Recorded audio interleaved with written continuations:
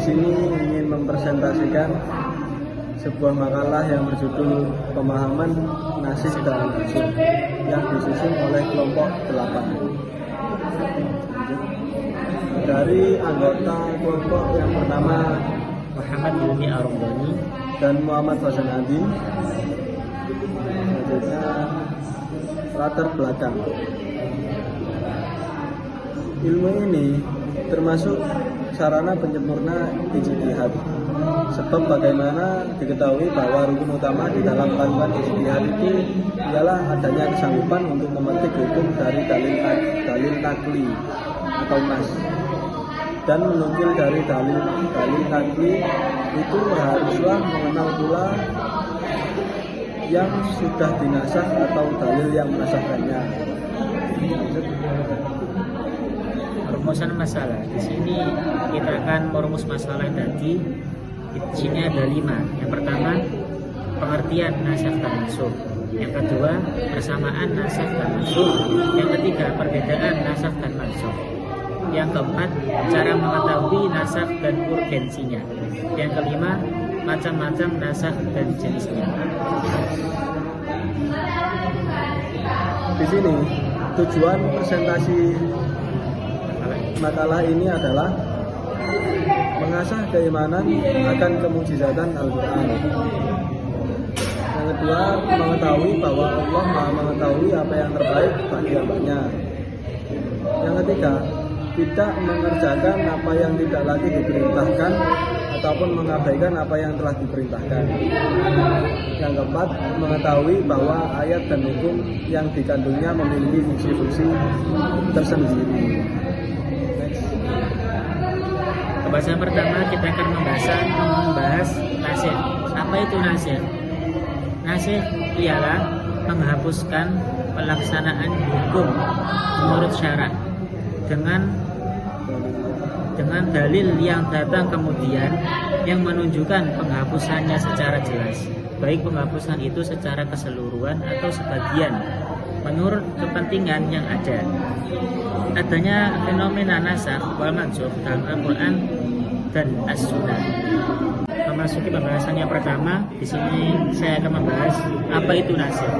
Nasikh ialah menghapuskan pelaksanaan hukum menurut syarak dengan dalil yang datang kemudian yang menunjukkan penghapusannya secara jelas, baik penghapusannya itu secara keseluruhan atau sebagian menurut kepentingan yang ada. Adanya fenomena nasikh wal mansukh dalam Al-Quran dan As-Sunnah. Dan mansukh adalah hukum yang dihapus atau diangkat. Maka ayat mawarith atau hukum yang terkandung di dalam misalnya adalah penghapusan hukum wasiat kepada kedua orang tua atau kerabat. Next. Dan pembahasan kedua itu kita membahas perbedaan dan persamaan. Apa itu nasikh dan takhsis? Persamaannya adalah satu, yang pertama, sama-sama memberi batasan suatu ketentuan hukum. Nasikh memberi batasan waktu, sedangkan takhsis memberi batasan materi.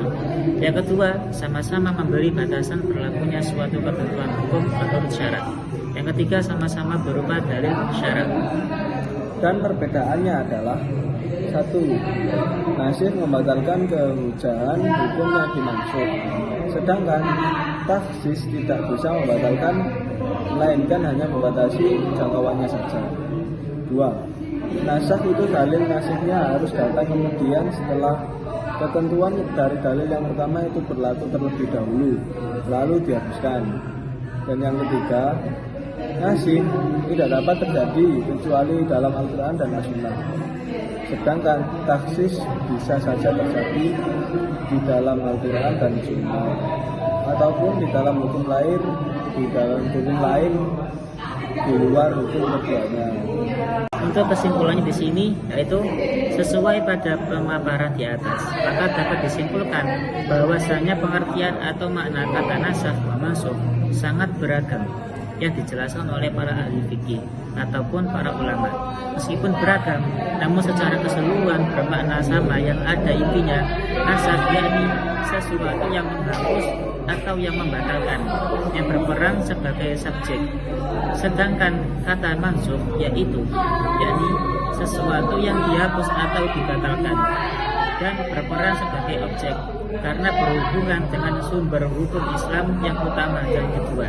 Maka dalam menasakh suatu dalil tidak dapat dilakukan secara sembarangan dan bukan orang yang sembarangan pula.